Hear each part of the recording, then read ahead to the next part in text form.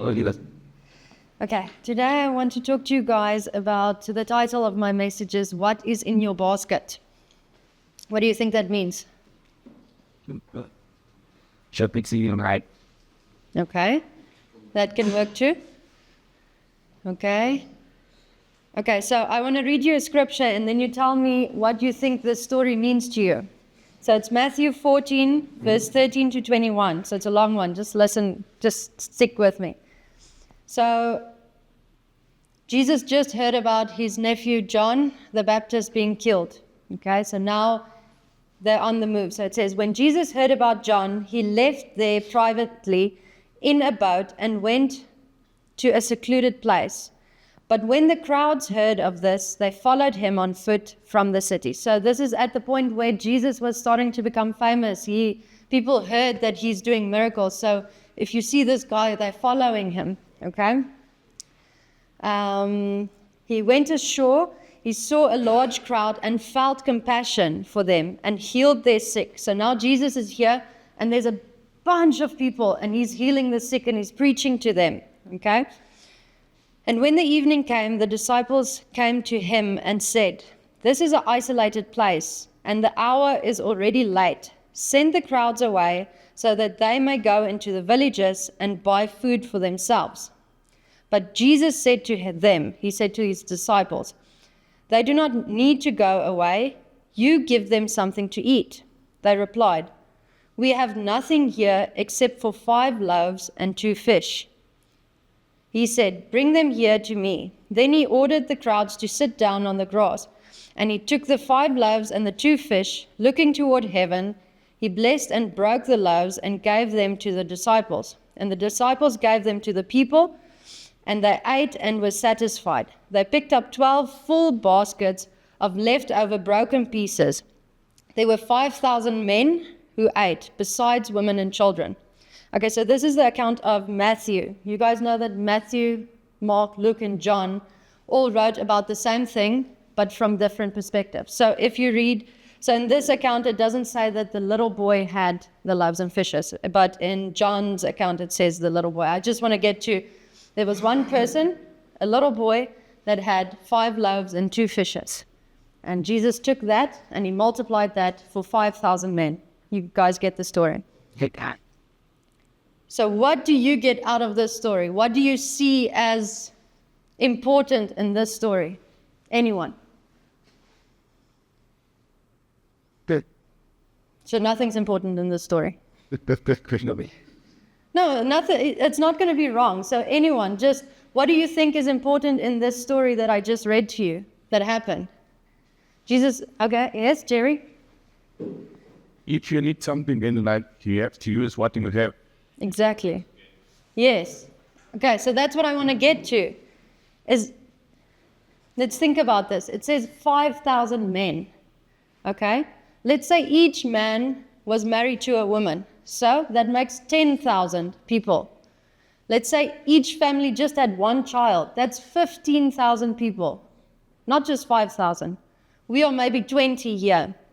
Okay? And how many people showed up with food? Only one. Only one person came prepared to spend the day with Jesus out of 15,000. The rest just showed up to see what's going to happen. They didn't plan to spend the day with Jesus. They just went, maybe I'll get something. But the boy came to get something from Jesus. One person. Okay. He came prepared. Let me just see where I am.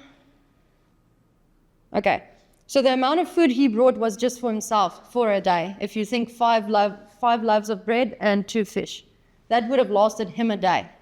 Okay, so I want to get to this point. God doesn't need much, he just needs what you have. The boy didn't bring 5 loaves and 2 fishes to feed everyone. He brought that was just enough for him for the day. So John 6:9 says, okay, I said that the small boy just brought 5 loaves and 2 fish, but how far will they go among so many? So the disciples saw that, the disciples only saw this.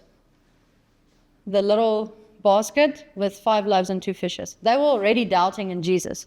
The people that were walking with Jesus was already doubting that that little bit of food can feed 15,000 people.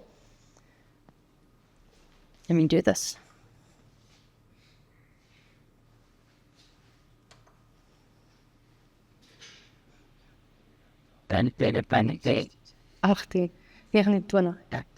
So we are 23 here. 23 people, including 24 with me. So I don't know if you can see the picture. That's about what they say it would have looked like. I Googled and I asked, because loaves of bread to us now means a big bread. And that time it was, it says, the bread, they were likely small and flat, more like the size of a modern pita bread or just a bun, not a large loaf of bread. And the fish is similar in size to sardines. So this is actually too big. It's supposed to be just this big, sardines. So 2 little fish like this and 5 buns. Now, are you guys hungry this morning? Do you think that would be enough for the 24 of us? Huh? That was enough for 15,000 people. Okay. So, don't underestimate what is in your basket. Don't underestimate what you have. If you have time to serve, if someone asks you, hey, can you help me? I need to build this thing. Give him your time. This boy only had this. This is what he had. And it fed so many people. So he didn't underestimate what he had. Okay. So God isn't asking you to be impressive. He's asking you to give what you have. Be available. But this wouldn't have worked if the boy said, this is mine. I was the only one who came prepared. I'm going to keep it to myself. So miracles can only happen when we start opening up our hands, opening up our hearts to God. Okay? So John 6:11 says, Jesus then took the loaves, gave thanks, and distributed to those who were seated. The boy gave his lunch, and Jesus multiplied it. So the little becomes much as soon as we place it in God's hands. It can only multiply as soon as we give it to God. If we hold on to everything we own and we think it's ours, it's never going to get multiplied. And if you think that God needs your stuff, He doesn't need your stuff. He holds the whole world in His hands. It's about our hearts. It's about, are we willing to give? Because if this little boy didn't give, it wouldn't have been the best story in the Bible. I mean, who of you knew the story before I read it? Feeding the 5,000 people. Everyone knows it. Okay. And then the last point I want to get to is that when you give, there will always be left over. The scripture said that there was 12 full baskets full of bread and fish left over. Our God is the God of more than enough. He doesn't just give you enough and that's it. He gives you more than that. So they gathered them, this is John 6:13. So they gathered them and filled 12 baskets with pieces of the 5 barley loaves left over after they had eaten. So not only was everyone fed, but there were leftovers. Okay, so we end up with overflow as soon as we start giving. I'm not saying give all your money away. I'm not saying give your house away. I'm saying that when God speaks to you, to give your time, to give your talents, to give maybe 5 rand to someone, or to share your lunch with someone, He's going to multiply it. Does that make sense? So I think we need to ask ourselves, what do I have that I can give to God? What is in your basket? Okay? Is it maybe your time? Is it maybe a heart that wants to serve, that wants to help others? What is it? You need to, within yourself, think, what is my 5 loaves and 2 fish? Okay. So don't wait before you give. Let's end with this. Don't wait before you give things. Don't wait to be perfect before you give things. Don't wait to impress people to be able to give. God just wants what you have. Does that make sense? Okay, let's pray.